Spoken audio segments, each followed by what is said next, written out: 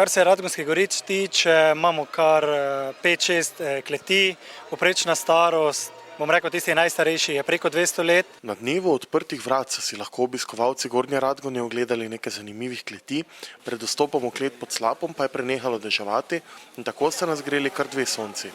Drugega najdemo na tleh in je simbol vina Janževec. V kleti pod slapom najdemo kakopak vodni slap, ki teče po skali, v kleti, ki je nekoč služila za hrambo hitro pokvarljivih živil, pa najdemo marsikateri zaklad. Z vodo pa je bil povezan tudi osrednji dogodek tistega dne, to je bil dvig 100 steklenic penine iz reke Mure, kjer je šampanjec leto dni zorel. Ta penina je najprej zorela v horizontalni legi steklenice 2 leti v kleteh, nato smo jo lansko leto spustili v reko Muro na zamaško, se pravi, da sama reka Mura ima nekako v tej globini konstantno temperaturo, v temnem okolju je lahko penina dozorela nekoliko nižji pritisk, je vplival še na njo.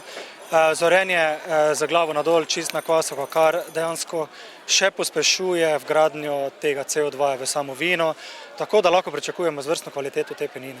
Jaz moram povedati, da smo pred 2 meseci tudi v Goriških brdih opravili ta poskus, pa verjeli pa ne, so me naši potapljači kar mene prosili, če se bi lahko spustila 6 metrov globoko po te naše penine. In moram prav povedati, da prvo mi je bilo kar malo strah, glede na to, da vsi imamo malo predsodkov, ki se dogaja pod vodo. In sicer za razliko od Mure je bilo tam voda bolj stoječa, ki je v bistvu iz Tolmuna, tu enega potoka.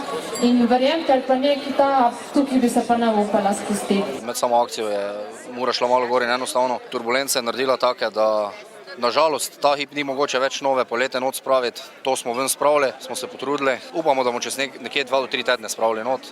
Ni pa bilo lahko. Bi rekel, da so razmere v vodi tako naporne, da človek po enih 20 minutah, pol ure že težko se drži za vrv, ker bi ga enostavno tok odnesel.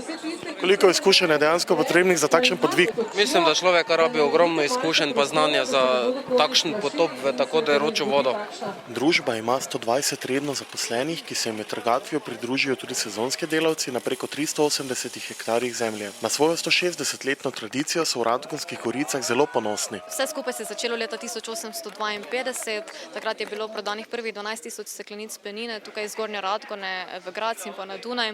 No, potem seveda se je nekaj lastnikov zamenjalo skozi zgodovino in končno leta 1997 se je potem oblikovala delniška družba Radgonske gorice, kot jo poznamo danes. Zlato penino tukaj pri nas proizvajamo po klasični šampanjski metodi, to pomeni sekundarna fermentacija v steklenicah poteka, potem srebrno pa proizvajamo po šaroma metodi, tam pa sekundarna fermentacija potem poteka v inox cisternah, v metalnih tankih in šele kasneje se potem napolnijo steklenice. Letno proizvedajo 300 000 steklenic zlate penine ter bistveno več srebrne penine, okrog 900 000 steklenic. Najbolj priljubljen pa je poklic kletarja. Ja, kletar je pri nas zelo priljubljen, ker kletar ima v naših kleteh tudi zelo posebno vlogo in to je vloga ritlanja. On torej mora steklenice penine ročno obračati za 4 obrata, čisto vsak dan in potem si je naštudiral take zelo zanimive gibe za ženske, ker ti gibi potekajo tako in pravimo, da so zelo interesantni prav za ženske, naš kletar pa jih obvlada seveda.